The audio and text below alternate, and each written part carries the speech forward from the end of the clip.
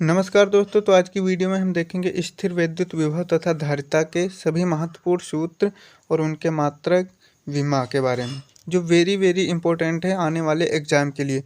ये फिजिक्स कक्षा 12 की भौतिक विज्ञान का दूसरा चैप्टर है। तो उसके सभी महत्वपूर्ण सूत्र आज देखेंगे जो एग्जाम में पूछ लिए जाते हैं, जिन पर कभी कभी न्यूमेरिकल भी पूछ लिए जाते हैं, कभी 5 नंबर या 3 नंबर में पूछ लिया जाता है।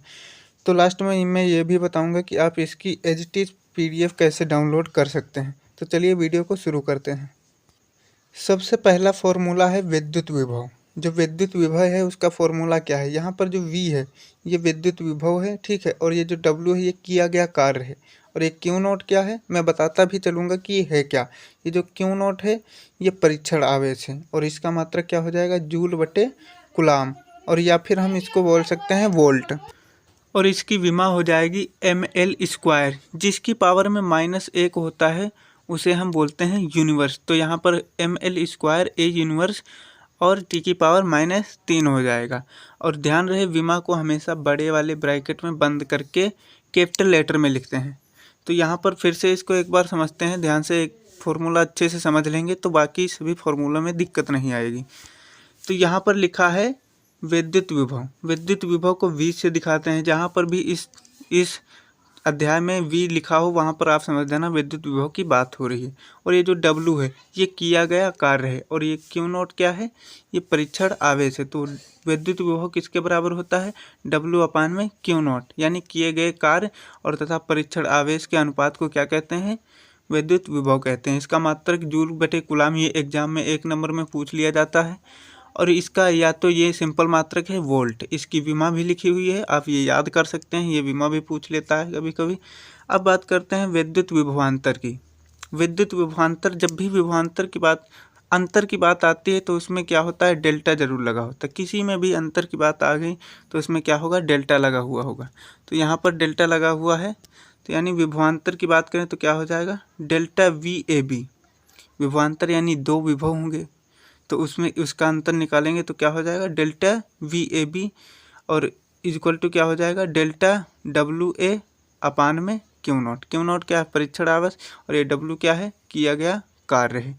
इसका मात्रक विभव ही है तो इसका मात्रक भी वही हो जाएगा, जूल बटे कूलाम या वोल्ट। अब अगले फॉर्मूले की बात करते हैं। अगला सूत्र है बिंदु आवेश के कारण विद्युत विभव। बिंदु आवेश के कारण विद्युत विभव ज्ञात करना हो तो कैसे ज्ञात करेंगे? तो यहाँ पर हमने पिछले अध्याय में देखा था जो K था, K का मान भी हमने बता रखा है। अगर आपने चैप्टर 1 के सभी फार्मूलों को नहीं देखा है तो मैं डिस्क्रिप्शन में उसका लिंक दे दूंगा, वहाँ से आप देख सकते हैं और उसका भी PDF डाउनलोड कर सकते हैं। तो यहाँ पर है बिंदु आवेश के कारण विद्युत विभव, तो इसको कैसे निकालेंगे? तो यहाँ पर हो जाएगा V इक्वल टू क्या होगा? K का मान यहाँ पर लिखा हुआ है, K बराबर क्या होता है? 9 × 10⁹ और ये जो Q है, Q क्या है? ये Q कूलाम, यानी ये बिंदु है, यहाँ पर Q कूलाम का आवेश है, तो ये यहीं इसी का परिमाण है ये जो Q है। और ये R है। हम मानेंगे कि यहाँ से हमें यहाँ पर ज्ञात करना है विद्युत विभव, तो इसके बीच की दूरी हो जाएगी। ये जो R हो जाएगा ये क्या हो जाएगा? इसके बीच की दूरी हो जाएगा। अब ये जो इसका K का मान है इसको यहाँ पर रखने के बाद, इन सभी का मान रखने के बाद अब निकाल सकते हैं। जो विद्युत विभव होगा बिंदु आवेश के कारण वो निकल जाएगा। तो यहाँ पर अगला फॉर्मूला है विद्युत द्विध्रुव के कारण अच्छी स्थिति में विद्युत विभव। विद्युत द्विध्रुव के कारण अच्छी स्थिति में विद्युत विभव कैसे निकाला जाता है? यहाँ पर ध्यान देना, ये जो P है, P बराबर क्या होता है? P बराबर होता है Q × 2L, यानी द्विध्रुव आघूर्ण। ये क्या होता है? द्विध्रुव आघूर्ण होता है। तो ये विद्युत विभव अच्छी स्थिति में क्या हो जाएगा? V equal to K। K का मान वही रहेगा, हर जगह जहाँ पर भी K आ जाए उसमें आप समझ लेना K का मान क्या रहेगा। K का मान रहेगा 9 × 10⁹ रहेगा। तो यहाँ पर R क्या रहेगा? बीच की दूरी रहेगी, इसका क्या हो जाएगा? स्क्वायर। मात्रक वोल्ट या कूलाम बटे जूल बटे कूलाम हो जाएगा, जूल बटे कूलाम या वोल्ट इसका मात्रक हो जाएगा। जब भी विभव की बात होगी तो मात्रक क्या होगा? वोल्ट या जूल बटे कूलाम। अगला सूत्र है विभव प्रवणता। विभव प्रवणता क्या होता है? विद्युत क्षेत्र में दूरी के साथ साथ विभव में परिवर्तन ही क्या कहलाता है? विभव प्रवणता कहलाता है। यहाँ पर ये जो E है ये पहले चैप्टर में भी हमने देखा था। ये E बराबर क्या होता है? विद्युत क्षेत्र की तीव्रता। और हमने V क्या है? ये विभव है, और ये क्या है? आर है। ध्यान रहे ये माइनस का चिन्ह भी रहता है, ठीक है। तो ई इक्वल टू क्या हो जाएगा, माइनस डेल्टा वी अपान में डेल्टा आर। आर क्या है, बीच की दूरी हो जाएगी। इसका मात्रक क्या हो जाएगा, वोल्ट इंटू मीटर या न्यूटन बटे कूलाम। न्यूटन बटे कूलाम हमने पिछले चैप्टर में देखा था। न्यूटन बटे कूलाम मात्रक किसका होता है, विद्युत क्षेत्र की तीव्रता का होता है। तो यहीं उसका यहाँ पर ये जो ई है इसी का पूछ रहा है, तो इसका हम ये भी लिख सकते हैं न्यूटन बटे कूलाम। ये एन क्या है, न्यूटन, और सी क्या है, कूलाम। अगला सूत्र है विभव प्रवणता तथा विद्युत क्षेत्र की तीव्रता में संबंध। सिंपल सा वही है, या तो इसी को लिख देंगे या तो ये अलग से लिख देंगे। E equal to minus D का मतलब भी वही है, डेल्टा वी अपान में डेल्टा आर। इसका मात्रक भी वही हो जाएगा, दोनों आप ये लिख सकते हैं। तो ध्यान रहे बस इतना आपको विभव प्रवणता याद रखना है। और संबंध इसका डेरिवेशन पूछता है, कैसे निकलता है वो पूछ लेता है, तो उसके लिए आप अगर कमेंट करेंगे तो मैं वीडियो बना दूंगा, नहीं तो आपके लिए सूत्र इम्पोर्टेंट है, वो याद कर सकते हैं। अब अगले सूत्र की बात करते हैं। अगला सूत्र है विद्युत क्षेत्र में स्थित एकल आवेश की स्थितिज ऊर्जा। स्थितिज ऊर्जा को ध्यान रखना किए गए कार्य के बराबर ही होती है। स्थितिज ऊर्जा को क्या, जितना भी किया गया कार्य होगा वही क्या होगा, स्थितिज ऊर्जा होगा। इसे यू से दिखाते हैं। तो यू बराबर क्या हो जाएगा, विद्युत क्षेत्र में स्थित एकल आवेश की स्थितिज ऊर्जा यू बराबर क्या होगा, V इंटू क्यू। वी क्या है, विभव, और क्यू क्या है, आवेश। तो यहाँ पर इसका मात्रक क्या हो जाएगा, किए गए कार्य का मात्रक क्या होता है, जूल होता है। तो इसका भी मात्रक क्या हो जाएगा, जूल। ऊर्जा का मात्रक क्या होता है, जूल। तो इसका भी मात्रक क्या हो गया, जूल। दो बिंदु आवेशों के निकाय की स्थितिज ऊर्जा। दो बिंदु आवेश अगर हैं उनके बीच की निकाय की ऊर्जा पूछनी है, बतानी है, तो उसके लिए क्या हो जाएगा, हमारा सूत्र हो जाएगा U इक्वल टू के का मान हमने यहाँ पर भी लिख रखा है, आपको तो याद ही हो गया होगा। के बराबर क्या होता है, 9 गुणे 10 की पावर 9। या तो इसका एक और भी होता है 1/4 पाई एप्सिलॉन नॉट, ये भी लिखा जाता है। लेकिन मैंने शॉर्टकट में लिख दिया, आपको इतना झंझटबाजी नहीं करने का है कि ये 1/4 पाई एप्सिलॉन नॉट ये याद नहीं रहता, कोई दिक्कत नहीं, बस आपको के का मान याद रखना है। अगर ये लिखते हैं तब भी आपको न्यूमेरिकल सॉल्व करते समय इसकी ज़रूरत पड़ेगी, इसलिए आप डायरेक्ट इसको याद रखिए। और ये Q1 Q2 क्या है, ये जैसे मान लिया हमने यहाँ एक बिंदु है, यहाँ एक बिंदु है, यहाँ पर Q1 आवेश है, यहाँ पर Q2 आवेश है। तो इसका परिमाण हो गया Q1, किसका परिमाण, Q1 का हो गया, और Q2 किसका परिमाण हो गया, Q2 का परिमाण। परिमाण का मतलब होता है जितना उसका मान दिया होगा, जैसे Q1 बराबर है 5 कूलाम, तो वही मान रख दिया जाएगा वहाँ पर। और आर क्या हो जाएगी, इनके बीच की दूरी हो जाएगी। पहले एक बार इसको मिटा देता हूँ, फिर आपको समझाता हूँ बारीकी से। ये जो U इक्वल टू क्या हो जाएगा, दो बिंदु आवेशों के निकाय की स्थितिज ऊर्जा क्या हो जाएगी, U इक्वल टू के का मान यहाँ पर भी लिखा है, और Q1 क्या है बता दिए हैं, परिमाण होता है, और Q2 का भी परिमाण ही आएगा। और R क्या हो जाएगी, बीच की दूरी हो जाएगी, इन दोनों की Q1 और Q2 के बीच की दूरी हो जाएगी, ये R। और ये इसका मात्रक क्या हो जाएगा, जब भी स्थितिज ऊर्जा की बात आएगी वहाँ पर उसका मात्रक क्या हो जाएगा, जूल। ये पूछ भी लेता है, 1 नंबर में पूछता है MCQ में, तो आपको याद रखना है। अब अगले सूत्र की बात करते हैं। अगला सूत्र है एक समान विद्युत क्षेत्र में द्विध्रुव को घुमाने में किया गया कार्य पूछ रहा है। जो कोई द्विध्रुव है उसको घुमाने में किया गया कार्य कितना होगा।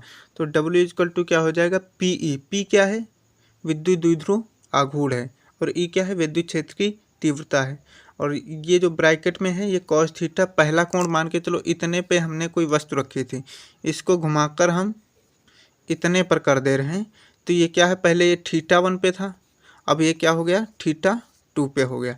यहीं इसी का मान रखना है कि भाई θ1 कितना है, θ2 कितना है। जैसे मान के चलो ये 90 डिग्री पर रख दिया, तो हम क्या करेंगे, cos 90, और ये जो कितना घुमा दिए हैं हम, मान के चलो घुमा दिए हैं 120 डिग्री, तो हम cos 120 डिग्री कर देंगे। इसी प्रकार से हमें इसमें लिखना है। इसको हल करने के बाद आंसर आ जाएगा हमारा। अब इसके कुछ केस देख लेते हैं, पहले मैं मिटा देता हूँ। पहला केस है ये θ1 इक्वल टू 0 हो, यानी पहला जो है ये जो θ1 है इसका मान कितना हो, 0 हो, और θ2 का मान कितना हो, 90 डिग्री हो। तो W बराबर किया गया यानी कार्य कितना होगा, तो W इक्वल टू क्या हो जाएगा, PE के बराबर हो जाएगा। क्या हो जाएगा, P क्या है हमारा, विद्युत द्विध्रुव आघूर्ण, E क्या है, विद्युत क्षेत्र की तीव्रता। अगर पहला चैप्टर के आपने फॉर्मूले नहीं देखे हैं तो वो ज़रूर देख लीजिएगा, क्योंकि उसके भी कई चीज़ें यहाँ पर यूज हो रही हैं। जैसे ये पी जो है, पी क्या है, विद्युत द्विध्रुव आघूर्ण, ये पहले चैप्टर का है। ये विद्युत क्षेत्र की तीव्रता भी पहले चैप्टर का ही है, वो यहाँ पर भी यूज हो रहा है, इसलिए आपको पहले चैप्टर के फॉर्मूले देखना जरूरी है।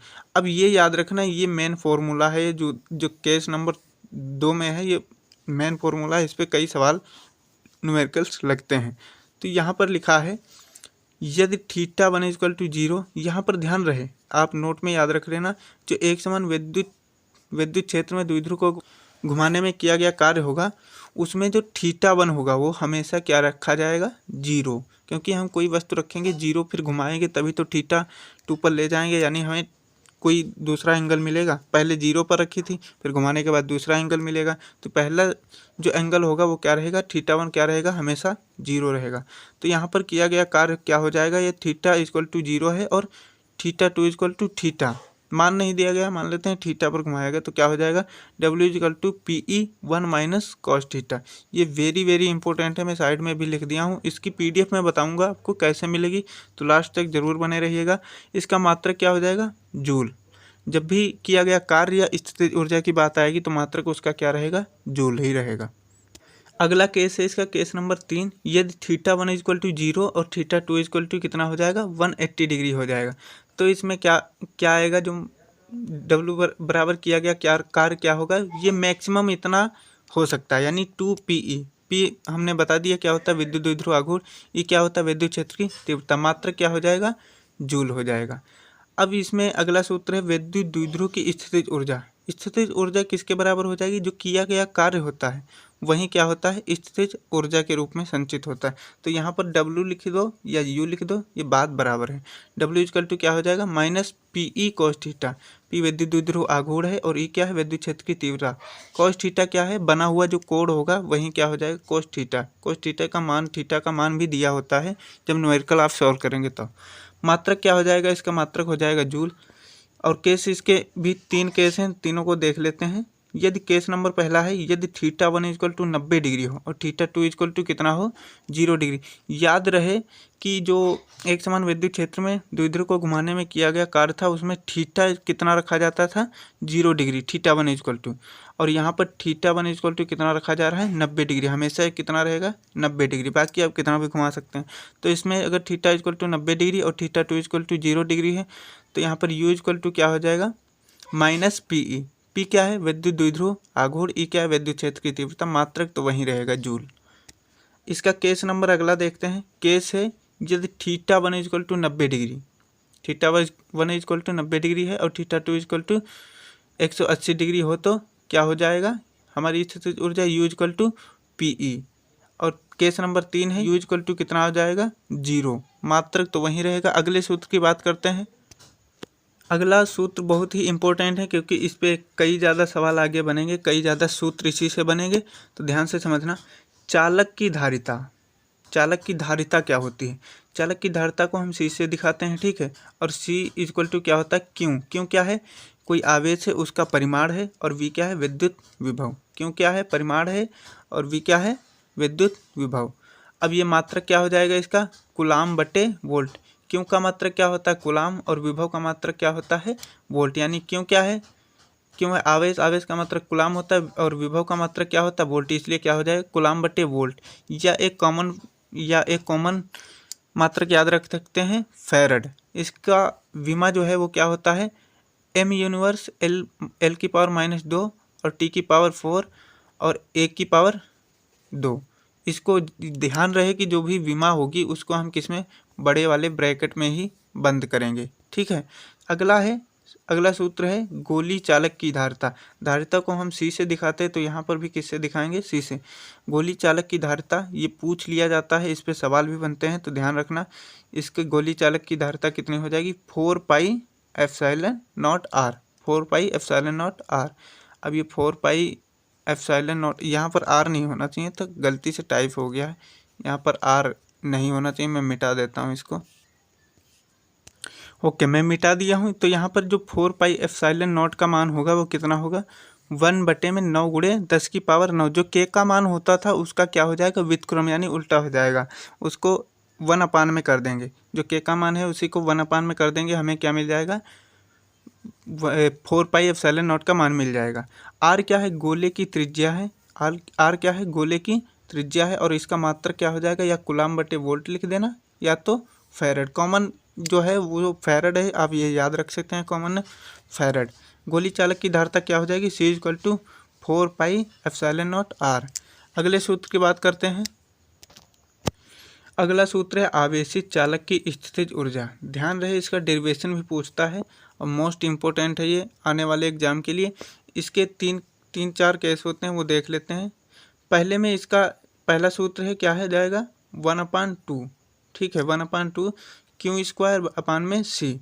अब इसमें काटा पीटी करने के बाद एक दूसरा सूत्र निकलता है 1/2 क्यू ही। मोस्ट इम्पोर्टेंट है जो, वो आपको ये वाला याद रखना है। मैं इम्पोर्टेंट इस पे लिख देता हूँ, आपको पीडीएफ में सब कुछ बारीकी से मिल जाएगा, कौन इम्पोर्टेंट है कौन इम्पोर्टेंट नहीं है, लेकिन ध्यान हमें इन सभी को रखना है। तो मोस्ट इम्पोर्टेंट क्या हो जाएगा, ये लास्ट वाला, यानी u इक्वल टू 1/2 और यहाँ पर CV स्क्वायर, ये जो है मोस्ट इम्पोर्टेंट है आने वाले एग्जाम के लिए। मात्रक सभी का क्या हो जाएगा, जूल ही रहेगा, क्योंकि स्थितिज ऊर्जा पूछा है तो ऊर्जा का मात्रक क्या होता है, जूल। अगला सूत्र है दो आवेशित चालकों को जोड़ने पर उभयनिष्ठ विभव तथा ऊर्जा में कमी। तो ये ऊर्जा में कमी और उभयनिष्ठ विभव पूछा है, तो उसके लिए सूत्र है उभयनिष्ठ विभव का। पहले देखते हैं, V इक्वल टू क्या हो जाएगा, सी क्या है, धारिता, C1 V1 plus C2 V2 अपान में क्या हो जाएगा, C1 प्लस C2। तो यहाँ पर जो C है ये क्या है, धारिता है, और V क्या है, ये विभव है। और C1 क्या है, जैसे कोई दो चालक हैं तो C1 पहले चालक की धारिता है, C2 क्या हो जाएगा, दूसरे चालक की धारिता हो जाएगी। इसका मात्रक क्या रहेगा, विभव पूछ रहा है तो मात्रक वोल्ट हो जाएगा। अब ऊर्जा में कमी क्या हो जाएगा, ऊर्जा में कमी पूछ रहा है तो डेल्टा V इक्वल टू क्या हो जाएगा, C1 C2 अपान में 2 गुणे C1 प्लस C2, ये ब्रैकेट में बंद हो जाएगा, और गुणे में क्या हो जाएगा, V1 प्लस V2 का स्क्वायर हो जाएगा। अब यहाँ पर मात्रक क्या हो जाएगा, इसका मात्रक ऊर्जा में कमी पूछ रहा है तो क्या हो जाएगा, जूल हो जाएगा। अगला सूत्र है समांतर प्लेट संधारित्र की धारिता।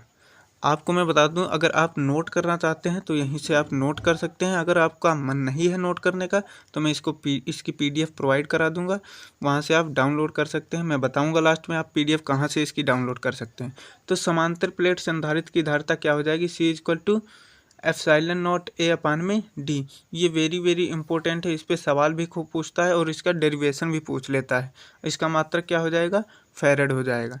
श्रेणी क्रम में जुड़े संधारित्रों की तुल्य धारिता क्या होती है, तो 1/C इक्वल टू क्या हो जाएगा, 1/C1 1/C2 और प्लस 1/C3। सब में जो प्लस का निशान लगा देना है, बस आपको बस सिंपल ये याद रखना है। 1/C इक्वल टू क्या हो जाएगा, 1/C1 plus 1/C2 plus 1/C3 हो जाएगा। मात्रक क्या हो जाएगा, फैरड। धारिता का मात्रक क्या होता है, फैरड।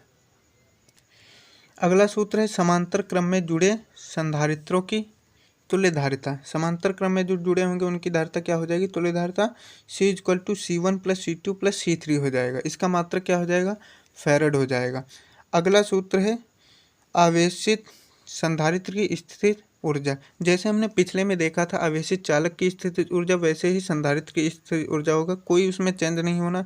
उसका भी सूत्र वही था और इसका भी सूत्र वही रहेगा। U इक्वल टू 1/2 और Q स्क्वायर अपान में C हो जाएगा। यहाँ पर 1/2 और QV हो जाएगा। इसका मात्रक क्या रहेगा, जूल। अगला भी इसका सूत्र है जो मैं बता दूं, याद रखना है, जो वेरी इंपॉर्टेंट। अगला सूत्र ये आपको याद रखना है क्योंकि इस पे सवाल ज़्यादा पूछता है, इस पे सवाल न्यूमेरिकल बनते रहते हैं। तो ये क्या हो जाएगा, U equal to 1/2 CV square. ये उसमें भी था, चालक की धारिता में भी मैं बताया था ये इम्पोर्टेंट है, और संधारित्र की धारिता में भी ये इम्पोर्टेंट है, क्योंकि इसी पे ज़्यादातर न्यूमेरिकल पूछे जाते हैं। जो न्यूमेरिकल बनते हैं वो इस पे 100% में से 99% इसी पे सॉल्व हो जाते हैं। अगला जो सूत्र है वो इस टॉपिक का लास्ट सूत्र होगा और इस चैप्टर का भी लास्ट सूत्र है। मैंने जितने भी इम्पोर्टेंट सूत्र थे वो लिखकर बता दिया हूँ। अगर कोई छूट गया है तो वो अपनी तरफ से भी तैयार कर सकते हैं, लेकिन मेरी तरफ से कोई इसमें सूत्र छूटा नहीं है। जो इम्पोर्टेंट है मैं सब आपको प्रोवाइड कर दिया हूँ। अभी लास्ट में इसकी PDF भी बता दूंगा कहाँ से डाउनलोड करेंगे। तो संधारित्र की ऊर्जा जो संधारित्र का ऊर्जा घनत्व होगा उसे कैसे प्राप्त करेंगे। यूडी इक्वल टू क्या हो जाएगा, ये क्या यूडी क्या है, ऊर्जा घनत्व है संधारित्र का। यूडी इक्वल टू क्या हो जाएगा 1/2 और into epsilon not into E square हो जाएगा। मात्रा क्या हो जाएगा जूल बटे मीटर क्यूब। मीटर क्यूब इसलिए आया है क्योंकि घनत्व पूछ रहा है, तो घनत्व का क्या हो जाएगा जूल बटे मीटर क्यूब हो जाएगा। अब बात करते हैं आप इन सभी सूत्रों के पीडीएफ कैसे प्राप्त कर सकते हैं। पीडीएफ के लिए आपको जाना है टेलीग्राम में। अगर आपके में टेलीग्राम जो डाउनलोड ना हो तो प्ले स्टोर से डाउनलोड करके आप सर्च करेंगे उस पर BRGK बाई विपिन सर, तो वहाँ से आपको इस टाइप का एक लोगो दिखेगा। उसमें आप उस चैनल में आप ज्वाइन होकर वहाँ से सभी पीडीएफ डाउनलोड कर सकते हैं। जितनी भी पीडीएफ हैं आपको पहले चैप्टर के फॉर्मूले की पीडीएफ मिल जाएंगी, और ये जो आज का चैप्टर है उसके भी फॉर्मूले दूसरे चैप्टर के भी मिल जाएंगे। सभी एक बारीकी से सूत्र मिल जाएंगे, और जो आने वाले सूत्र हैं या आने वाली टॉपिक्स होंगे उनकी भी सभी पीडीएफ वहीं पे आपको मिलती रहेंगी। तो मिलते हैं कोई नई वीडियो में, तब तक के लिए बस लाइक शेयर सब्सक्राइब कर दीजिएगा। बहुत कम लोग सब्सक्राइब कर रखे हैं, थोड़ा फैमिली बढ़ाओ यार। मिलते हैं कोई नई वीडियो में, तब तक के लिए जय हिंद।